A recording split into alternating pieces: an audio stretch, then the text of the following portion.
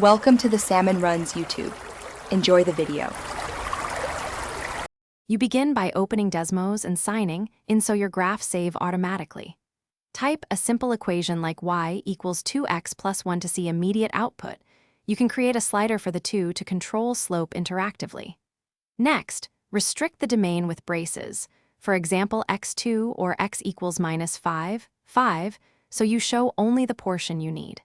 Make sure to label critical expressions and toggle visibility. These first actions keep your workspace organized and reactive. Once your basics are set, combine tools to handle complexity. Create a table to plot discrete data points, then connect them using piecewise definitions or parametric equations for smooth transitions. For circular and spiral shapes, use polar form like r equals 2 plus cos theta. For animation, pair polar or parametric with a slider. Customize each expression's color and thickness to separate layers visually, and group related expressions so you can toggle entire sets at once.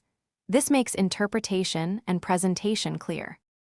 To finish, animate sliders to demonstrate behavior over time and use the share or export options to produce a PNG or link for others. Adjust axis scale, ticks, grid visibility, and aspect ratio so your graph reads correctly in presentations. Make sure labels and legends are clear. If something looks wrong, check syntax for misplaced braces or commas, remove overlapping domain constraints, and reset sliders. These steps usually resolve display errors and get your final graph ready for use. Thanks for watching. Consider subscribing if we helped you.